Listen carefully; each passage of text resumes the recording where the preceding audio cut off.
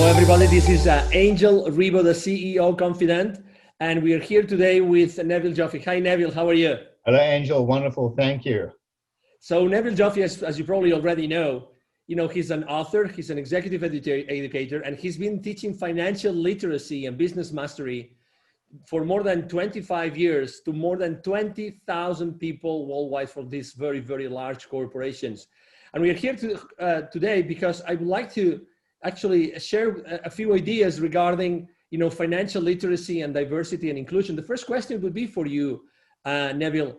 You've been teaching, basically, you've been helping companies, business operators and executives how to be aware of the financial implications of their business decisions. Why is that important, Neville? Angel, shareholders and investors in corporations have a certain vision about what they want to see in return for their investment. And it may surprise a lot of people to know that investors in large corporations in particular don't really care that much about what the company does. I mean, you think about people who buy shares in a wine company or a beer company may not even drink wine or beer. So it's not really about the product, it's about the return they get on the investment. And to that end, everyone in the organization needs to understand the financial implications of what they do and how they link or how they align, if you will, to what shareholders expect from their investment. Because people tend to work in silos. They need to see the bigger picture and understand how to join all the dots between what they do and what the shareholders see in their financial statements. So I remember that, one of the many things that, by the way, people, they might not remember or know is that you actually were leading an organization with 400 unionized employees. And those employees were from so many different countries with so many different orientations. What did that role, that diversity on your company, what role did it play in your company? Wow, Angel, in those days, we didn't even know the word. I'm going back more than 25 years, in fact, close on 30 years when I started this. We'd never heard of the word diversity. We'd never heard of the word inclusion. It's just something that some people did or some people didn't do. There was no legal requirements, anything in those days. There was not even an awareness of it. And this company that I bought into was going through some financial challenges. And in those days, we were dealing with double-digit inflation. We were dealing with NAFTA, huge price pressure and demand from the market. Pricing from the market was demanding that prices come down while costs were going up. It was really, really tough to stay open in those days. So what I did was I opened up. I went to a financially transparent environment. Now, keep in mind that we had every nationality imaginable. We had a rainbow, if you will, of employees in this organization, every skill set imaginable.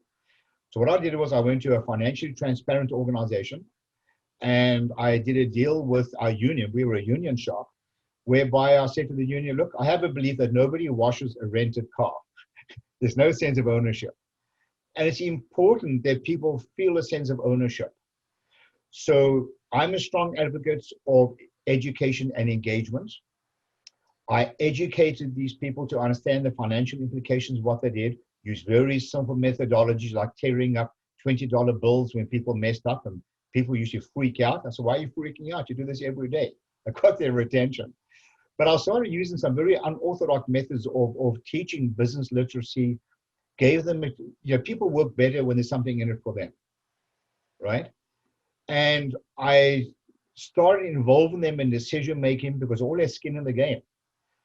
But the whole notion of inclusion, in my view, shouldn't be inclusion for the sake of inclusion. This should be the sake of inclusion with a bigger purpose.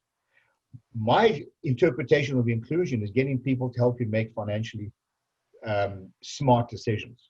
To me, that is what inclusion is about. It's about job security. They need to be included because it provides job security for them. It helps them make more money to improve their own economic lives. So everybody, in my view, when you talk about diversity and inclusion, it means inclusion with decision-making. It means inclusion in helping people grow from within. And when I talk about diversity, I'm talking about diversity using people's skill set. We had what I call an inventory of skills. We had a database. In those days, we used to use Lotus 123. And I had developed a database of what people's skills were. We had people coming out of Europe who were nurses working as operators. We had people who were engineers working as store operators. And we tapped into these resources. It was magnificent. We found acres of diamonds of knowledge that we used to grow this company. And within a few years after starting this initiative, this company has zero debt, became a world-class producer. There is something else I'd like to add, if I may. Absolutely. While it's in mind.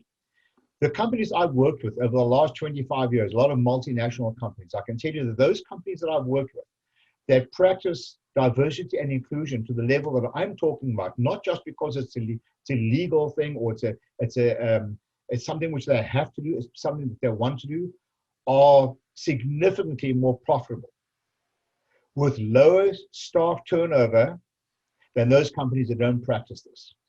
It's blatantly obvious with those companies that I've worked with. I was going through actually the list. Neville was kind enough to share with me the list of his former clients. And besides lots of testimonials and recommendation letters, I saw the names. Would you mind sharing the names of a few companies that you have been working with throughout time? Well, these are the companies who practice this type of thing. This is a matter of culture. People like Toyota, Hallmark Cards, Campbell's Soup. I mean, these are the likes of the kinds of companies, just wonderful companies. McDonald's, these are people who practice this as a matter of culture and policy, not necessarily because of legality.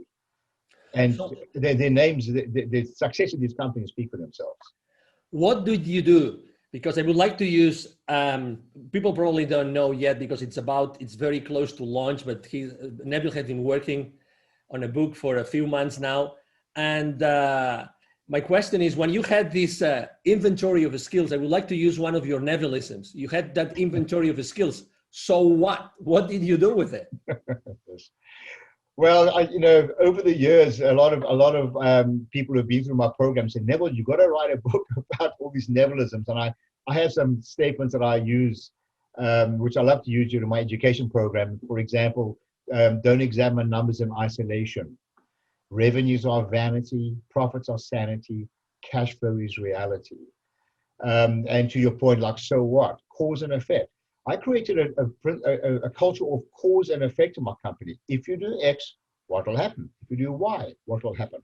What are all the touch points that are affected as a result of your decisions? Don't examine numbers in isolation is another one. People will tend to keep looking at revenue going up and all high-fiving. Well, don't get so excited. What about profitability? What about sustainability? Don't do the wrong things more efficiently. We have to keep re-examining what we do. What worked for you several years ago may not work for you today.